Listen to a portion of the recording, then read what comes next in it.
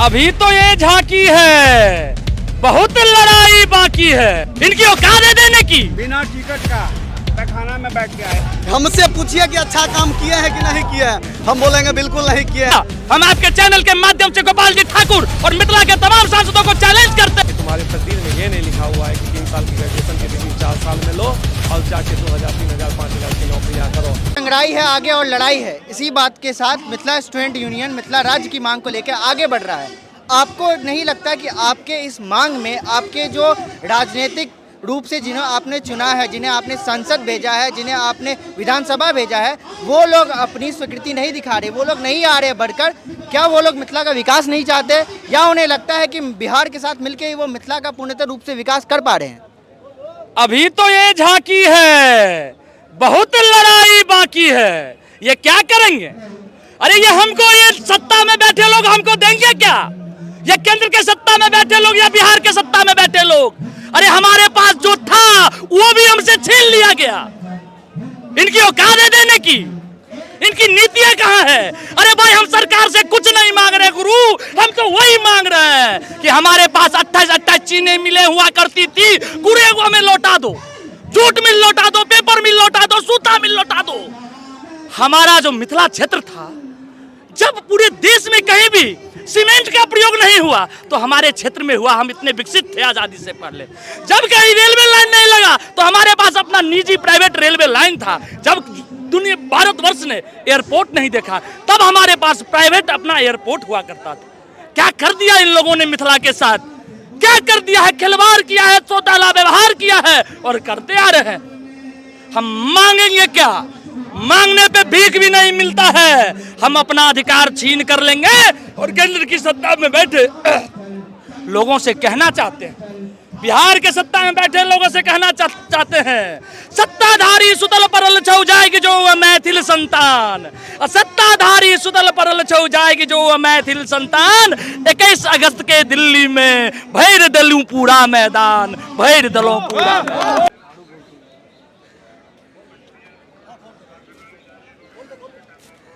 इस वक्त हमारे साथ हैं एमएसयू के अनूप मैथिल, जो सिर्फ अपनी बात को ट्विटर से ही नहीं रखते हैं बल्कि आज जंतर मंतर पर पहुंचकर सरकार को ये संदेश दे दिया है कि हम मिथिला राज्य बना कर रखेंगे। तो हमारे साथ अनूप जी है और इनसे जानने की कोशिश करते हैं कि आज के समय में जितने भी राज्य हैं, भारत के 28 राज्य विकसित हो चुके हैं, तो आप मिथिला राज्य को कैसे विकसित करेंगे उन सब राज्यों के परिवेश में?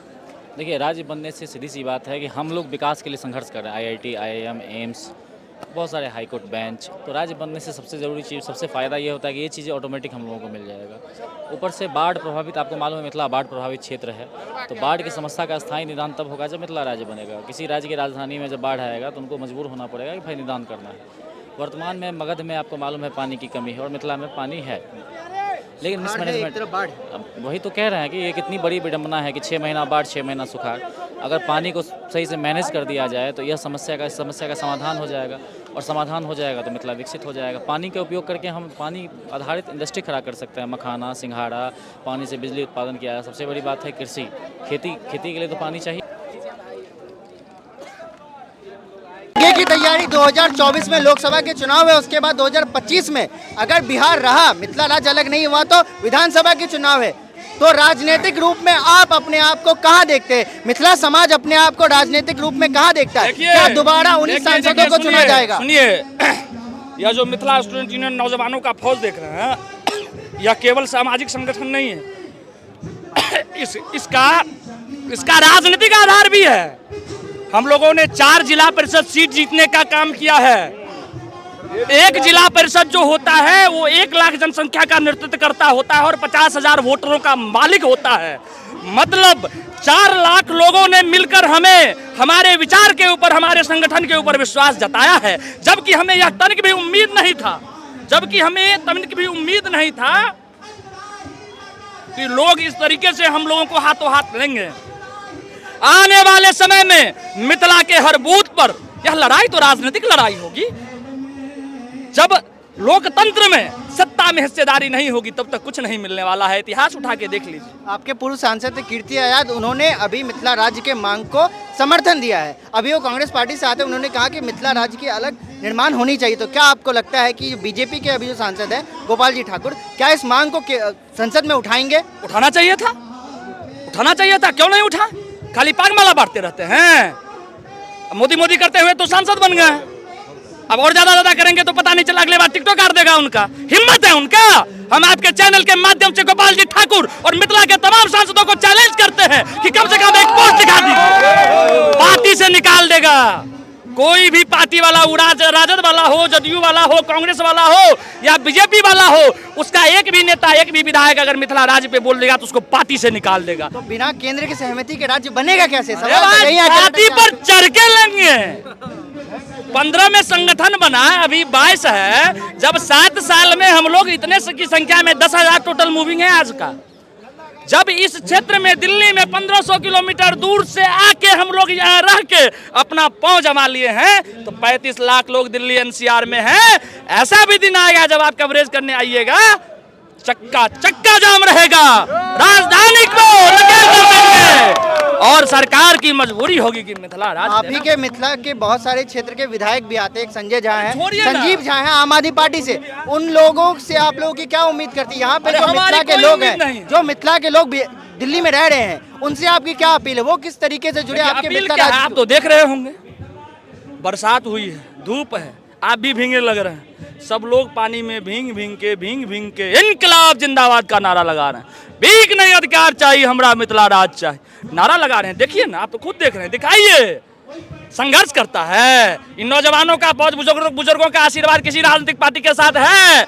आप आइए मिथिला, हम आपको दिखाते हैं। या यहाँ भी देखिए, जितने नौजवान मिथिला स्टूडेंट यूनियन और मिथिलावादी पार्टी से जुड़े हैं, कोई भी राजनीतिक पार्टी नहीं है जिसके साथ यह नौजवान जुड़ रहा है। और भविष्यवाणी हम कर दे रहे हैं कि आने वाला समय जो होगा, जब हमारे ये बुजुर्ग हैं, इनका समाज में बहुत ईमान प्रतिष्ठा है, ये चलते हैं, आने वाले समय में 10-20 साल के बाद हम लोग बुजुर्ग होंगे और हम लोगों का जब अपना समाज होगा तो उस समाज में मिथिलावाद की जो बूंद है हर वो नौजवान में होगा, बच्चा में होगा, बूढ़ में होगा, यहाँ तक कि गाछ में होगा, वृक्ष में होगा, हर जगह होगा। आपके नजर से मिथिला एक भाषा है, मिथिला एक सभ्यता है, मिथिला एक सोच है, क्या है?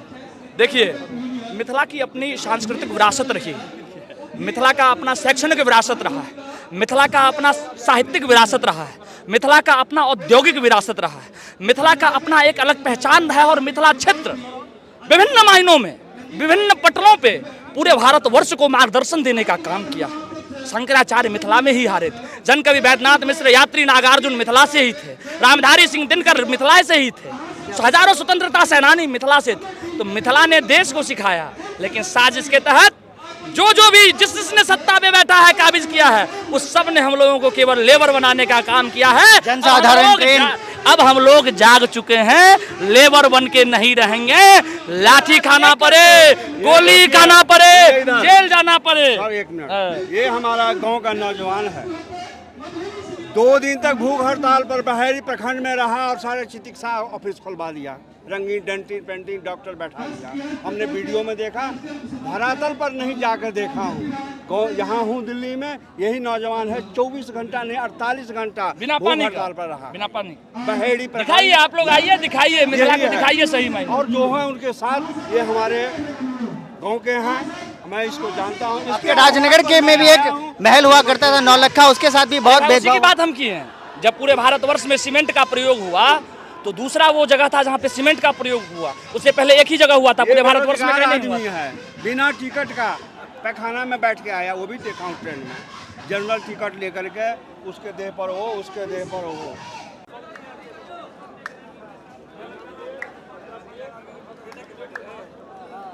हम जो है अभी जंतर मंतर पे आए हैं, ये बताने के लिए, केंद्र में जो बैठे सरकार हैं उसको हम बताने के लिए आए हैं कि मेरे द्वारा जो दोहरी नीति खेली जाती है, जो कि मगध क्षेत्र में नीतीश कुमार जी जो भी बजट है, बजट के 85% लगभग यूज़ कर लेते हैं और मुश्किल से 15 या 20% जो है हमारे मिथिला क्षेत्र को देते हैं। तो मैं ये बताने के लिए आया हूँ कि आप सबसे पहले ये कीजिए कि मेरा जो मिथिला क्षेत्र है उसको आप अलग कर दीजिए और मगध को अलग कर दीजिए। सांसद विधायक जब आप चुनते हैं तब इस बात का ध्यान क्यों नहीं रखा जाता? नहीं, अब तक मिथिला स्टूडेंट यूनियन इसमें कोई रुचि नहीं। हालांकि मेरा जो ये संघर्ष है मेरे पूर्वजों के द्वारा लगभग मेरे ख्याल से 100 वर्ष से ऊपर है, आज़ादी से बहुत पूर्व से ये लड़ाई चल रहा था। मेरा जो मिथिला था वो काफ़ी समृद्ध था उस समय में, जो कि अगर उस समय में साजिश के तहत इसको जो है बिहार के गंगा महाराज के समय में पहला रेलवे भी आया था मिथिला में। हाँ बिल्कुल, पहला रेलवे आया था। और लाइट की अगर बात किया जाए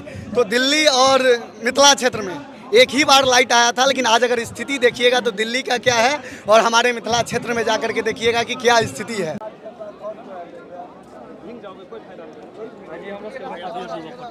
दिल्ली के जंतर मंतर में ठीक है वो चलेगा। दिल्ली के जंतर मंतर में मिथिला राज्य का मांग आगे बढ़ता ही जा रहा है। इस वक्त हमारे साथ मौजूद है अविनाश भारद्वाज, जो कि काफ़ी बढ़ चढ़कर एमएसयू को आगे बढ़ाते हैं और इस मिथिला राज्य की मांग को लेकर बहुत ही मुखरता से अपनी बात को रखते हैं। तो आइए इनसे जानने की कोशिश करते हैं क्या है इनकी आगे की नीति और कैसे ये मिथिला राज्य को आगे एक संपूर्ण राज्य बनाएंगे। देखिए, ये मांग आज का नहीं है, सैकड़ों सालों से चल रहा है। आज़ादी से पहले की भी नहीं है। पौराणिक काल में जाइए, रामायण काल में जाइए, वहाँ भी मिथिला का संदर्भ का बात आता है। इस देश में बहुत सारा ऐसा राज्य है जिसका कोई पौराणिक संबंध नहीं है। आज़ादी से पहले भी मांग उठा, आज़ादी के बाद तो लगातार उठता आया। लेकिन जो सत्ता के प्रतिष्ठान में जो बैठे हुए लोग हैं, दिल्ली, बॉम्बे या और ये क्या कहते हैं पटना में लोग हैं, वो कभी नहीं चाहते हैं कि मिथिला जैसा राज्य तरक्की करे। उन्हें डर होता है कि मिथिला राज्य से अगर लोग नहीं आएंगे, मजदूर नहीं आएंगे तो हमारा राज्य सत्ता कैसे चलेगा, हमारी जो बड़ी बड़ी अट्टालिकाएँ जो बन रही हैं वो कैसे बनेगा, हमारा शहर कैसे विकसित होगा। इसी के विरोध में आज हम लोगों ने ये अलग जगाने का काम किया है। हम लोग तमाम मैथिल नौजवानों को जाके अपील कर रहे हैं कि तुम्हारे तकदीर में ये नहीं लिखा हुआ है कि 3 साल की ग्रेजुएशन की डिग्री 4 साल में लो और जाके 2000, 3000, 5000 की नौकरियाँ करो। तुम्हारे तकदीर में ये भी लिखा हुआ है कि जिस तरह गुजरात के नौजवान, जिस तरह महाराष्ट्र के नौजवान, जिस तरह पंजाब के नौजवान अच्छी नौकरियाँ करते हैं, अच्छे बिजनेस करते हैं, अच्छा लाइफ स्टाइल जीते हैं, हिंदुस्तान में रहने के बाद भी हमें वो नहीं मिलता है। एक देश में 2 विकास की नीति अब नहीं चलेगी। अब हम लोग खड़े हुए हैं मिथिला राज्य की मांग कर। आपको नहीं लगता है कि हालिया जितनी भी सरकार रही बिहार में, उन्होंने बिहार में ये जनसाधारण ट्रेन देकर, स्पेशल ट्रेन देकर, संपर्क क्रांति ट्रेन देकर सिर्फ मजदूर भरने का काम किया है? ये ट्रेन भी इसीलिए देते थे ताकि दरभंगा, मधुबनी, समस्तीपुर, इन सबसे ज़्यादा तादाद में मजदूर निकले और दिल्ली की सेवा करे, मुंबई की सेवा करे। आपको नहीं लगता है कि ये द्वैम दर्जा रखा गया जिसके कारण जो मिथिला को है सिर्फ ये मजदूर ढोने का राज्य बना दिया गया? मैंने तो कहा ना, एक देश 2 विकास की नीति। यहाँ जो नीति आयोग बैठा हुआ है, लुटियन जोन बैठा हुआ है, उसमें क्या होता है? उसमें वहाँ के जो बड़े बड़े जो पदाधिकारी हैं, बड़े बड़े जो कर्मचारी जो बैठे हुए हैं, उन्होंने मिथिला जोन को डार्क जोन में रख दिया है कि यहाँ इन्वेस्टमेंट करोगे, ये इन्वेस्टमेंट ऊपर नहीं हो सकता है। और पिछले 70 सालों से ये चला आ रहा है। उनका पॉलिसी बन गया है कि यहाँ से सिर्फ मजदूरों का पलायन करो और भारत के देश का डेवलपमेंट की बात करो। देश की डेवलपमेंट की बात होगी तो मिथिला के डेवलपमेंट की बात क्यों नहीं होगी? जब देश के विकास की बात होगी तो 7 करोड़ मैथिल लोगों के विकास की बात क्यों नहीं होगी? क्या गंगा के उस पार के लोगों को अच्छा लाइफ स्टाइल, अच्छा ज़िंदगी जीने का हक नहीं है, हुकूक नहीं है? क्या सिर्फ पटना में 40-50 ओवरब्रिज बन जाएगा? दरभंगा, मधुबनी, समस्तीपुर, कटिहार, पूर्णिया में एक भी ओवरब्रिज नहीं बनेगा? क्या वहाँ से सिर्फ जितनी भी ट्रेनें मिलेंगी उसमें मजदूर भर के जाएंगे? मैं तो यहाँ से अपील करता हूँ कि अगर 1 साल, 2 साल, 3 साल में हमारी मांगों पे सरकार ने सकारात्मक कदम नहीं उठाया, मैं पंजाब के किसानों के खेत में धान नहीं उपजने दूंगा। मैं अपने मिथिला क्षेत्र के एक भी नौजवानों को पंजाब में जाके धान रोपनी के समय मजदूरी करने नहीं दूंगा। मैं एक भी नौजवानों को गुजरात नहीं जाने दूंगा। एक लेबर ट्रेन जो चलता है, एक जो बस चलता है जिससे हमारे मजदूर भाई भर भर के जाते हैं, सबको रोकने का काम करेगा मिथिला स्टूडेंट यूनियन और एक पैसे का हिसाब लेगा जो पिछले 70 सालों से लगातार हम लोगों को का काम किया जा रहा है। मिथिला राज्य बनने के बाद फिर आगे की नीति क्या होगी? कैसे विकास किया जाएगा? बिहार को कहा जाता है लैंडलॉक एरिया है, इसमें उद्योग नहीं लग सकते, उद्योग कैसे लगाएंगे? बिहार लैंडलॉक एरिया है। पंजाब क्या है? मेरा प्रश्न आपसे है। पंजाब में कैसे हरित क्रांति आ गई? मेरा प्रश्न आपसे है। मैं आपको बताता हूँ, हरित क्रांति पंजाब में नहीं आता। कोसी प्रोजेक्ट भाखड़ा नांगल प्रोजेक्ट से पहले आया था, लेकिन कोसी प्रोजेक्ट का पैसा लेके भाखड़ा नांगल डैम में दिया गया और वहाँ हरित क्रांति आई 1970 में, जिससे बड़े बड़े सिटी का डेवलपमेंट हुआ। क्योंकि किसान के पास पैसा आया हरित क्रांति के नाम पे, किसानों ने पैसा को छोटे छोटे कस्बों में, छोटे छोटे शहरों में इन्वेस्टमेंट किया, वो शहर बड़ा शहर का आकार लिया, वहाँ इंडस्ट्रियलाइजेशन हुआ। हम कहते हैं हमारा हक और हुकूक छीन के दूसरे एरिया का डेवलपमेंट क्यों? मेरा ये प्रश्न है। मैं कहता हूँ 1970 के ईस्वी, 1960 के ईस्वी का जब आप संयुक्त बिहार का देखिएगा प्रावधान, जब बिहार झारखंड एक था, केंद्र सरकार आती है और वो सामान्य भाड़ा नीति ले आती है। कि कोयला का ढुलाई अगर धनबाद से चेन्नई होगा, धनबाद से महाराष्ट्र होगा, धनबाद से मुंबई होगा, धनबाद से कश्मीर होगा और धनबाद से पटना होगा, जो बस 4 या 6 घंटा की दूरी पे है, सबका सामान्य भाड़ा लगेगा। ये कौन सा नियम था? इसलिए नियम बना क्योंकि उनको चेन्नई का डेवलपमेंट चाहिए था, उनको मुंबई का डेवलपमेंट चाहिए था, उनको गुजरात का डेवलपमेंट चाहिए था। भारत सरकार के पैसे के बल पे इन राज्यों का विकास हुआ है, हम लोगों के शोषण के बल पे इन राज्यों का विकास हुआ। ये हमारे नौजवानों को समझना होगा। हर समय विभिन्न तरह की पॉलिसी लाई जाती है जिससे हमारा शोषण हो, रिसोर्स प्लंडरिंग होता है। देश को चलाने के लिए क्या चाहिए? मजदूर। क्या अगर बहुत सारे रिसोर्स हो जाएंगे, लोहा अबरक कारखाना लग जाएगा, कारखाना खड़ा हो जाएगा और मजदूर नहीं जाएगा तो देश विकास कर जाएगा क्या?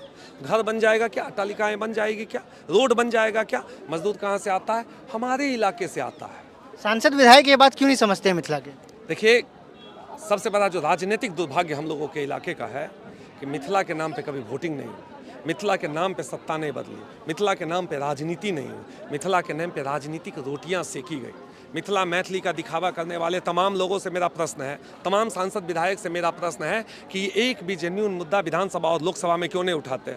हजारों नौजवान आपके क्षेत्र के आए हैं जो आने वाले समय में लाखों नौजवान बन जाएंगे, लेकिन आप पार्टी के विचारधारा को लेकर आगे बढ़ते हैं। मिथिला का विचारधारा कहाँ है? मिथिला की बात कहाँ है? हमारा गाँव कहाँ? हमारा नौजवान कहाँ है? हमारा समाज कहाँ है? इस देश में कोई भी ऐसा आंदोलन होता है, सारे पार्टी का बैनर तोड़ वहाँ का सांसद विधायक मजबूर होकर उस आंदोलनों में आता है। आपने देखा एक भी सांसद विधायक आया? नहीं आया। यहाँ के नौजवानों ने आज तय किया है कि आने वाले चुनाव में इन सांसद और इन विधायकों को सबक सिखाया जाएगा। इन्हें हम हरा के जब घर में बैठाने का काम करेंगे, मिथिला का एक राजनीतिक उद्भव होगा। मुझे लगता है मिथिला राज हमारा जो सपना है वो साकार है।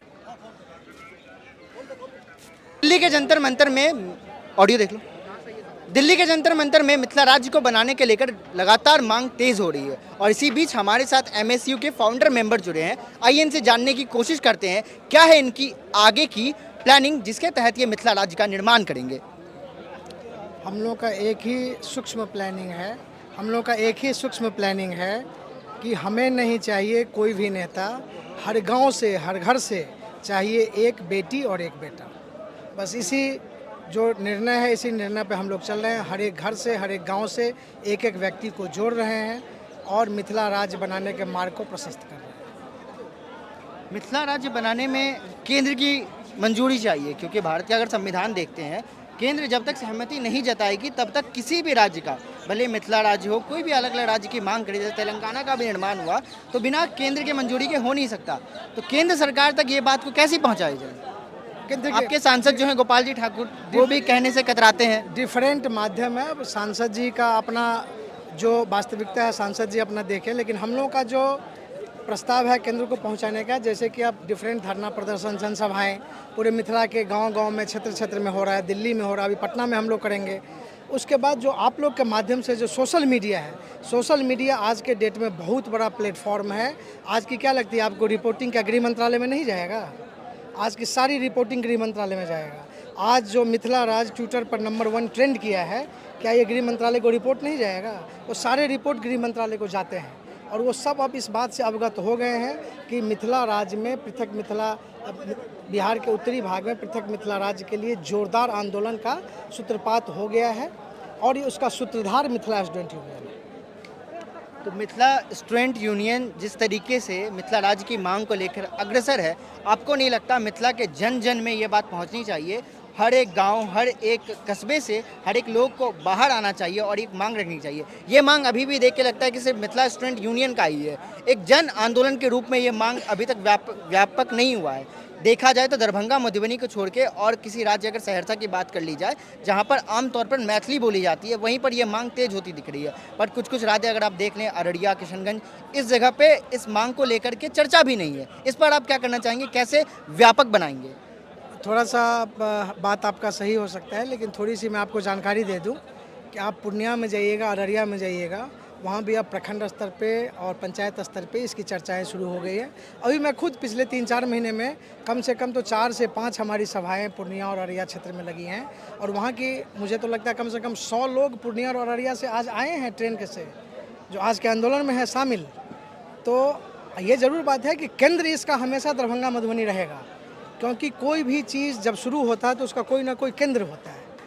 तो वो दरभंगा रहेगा या मधुबनी रहेगा? दरभंगा, मधुबनी, समस्तीपुर, वो सब हम लोग एक ही मानते हैं। राजधानी बनाने की मांग होगी तो क्या होगी? पुराना दरभंगा जिला के ये तीनों पार्ट हैं, दरभंगा, मधुबनी और समस्तीपुर। उसका मुख्य केंद्र दरभंगा है और बिहार की भी सांस्कृतिक राजधानी दरभंगा है। तो मिथिला की स्वतः राजधानी दरभंगा होने जाएगी अगर जब भी राजधानी की बातें और चर्चाएं चलेंगी तो दरभंगा ही रहना चाहिए और उसमें किसी को कोई आपत्ति भी नहीं रहेगी। लेकिन आपकी बात सही है कि जितनी ज़्यादा मजबूती से और जगह पे इसकी मांग होनी चाहिए उतनी अभी नहीं है, लेकिन इसके लिए हम लोग दिन रात 24 घंटे पूरे लगन और मेहनत और कर्मठता से हमारी टीम लगी हुई है हर एक ज़िला में, चाहे सीतामढ़ी हो, मुजफ्फरपुर हो, समस्तीपुर हो, बेगूसराय हो, पूर्णिया हो, खगड़िया हो, अररिया हो, जितने भी ज़िला हैं उस हर एक ज़िला में हम लोग लगे हुए हैं। और यह जो चिंगारी फैल रहा है डे बाई डे, ये हर एक ज़िला में जाएगा और इस मिथिला राज्य के अलग को जगाएगा। केंद्र, जैसे कि अभी केंद्र सरकार एक कानून लेके आए थे, कृषि कानून, जिस तरीके से किसान ने आंदोलन किया था और अपनी बात मनवा के रहें, डट के रहें, उसी तरीके से क्या मिथिला स्टूडेंट यूनियन देखने को भी मिलेगा कि दरभंगा में जगह जगह जाम हो रहा है, लोगों को आने नहीं दिया जा रहा है, NH बंद कर दिया जा रहा है, 4 लेन बंद हो चुका है, इस तरीके से अपनी बात को मंगवाने की कोशिश करेंगे? एकदम, ये हम अभी नहीं करेंगे, हम पहले से करते आ रहे हैं। हम लोगों ने 2018 में NH बंद कर दिया था, 4 लेन बंद कर दिया था और उस बार हमारे 11 सेनानी को जेल में डाल दिया गया था, 18 दिन तक जेल में थे मिथिला डेवलपमेंट बोर्ड के मांग पे। लेकिन हम लोगों ने देखा अब छोटा छोटा मुद्दे पे आंदोलन नहीं करना है। जो डायरेक्ट चोट है, क्या डायरेक्ट हमारा चोट होना चाहिए कि हमको भाई मिथिला एस्टेट दो।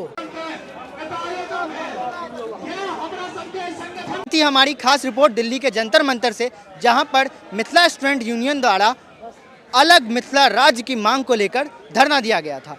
तब तक के लिए बने रहें, देखते रहें WCG न्यूज़। बताइएगा ये खास रिपोर्ट हमारी आपको कैसी रही। तब तक के लिए लाइक करें, सब्सक्राइब करें, हाँ कमेंट करना ना भूलें।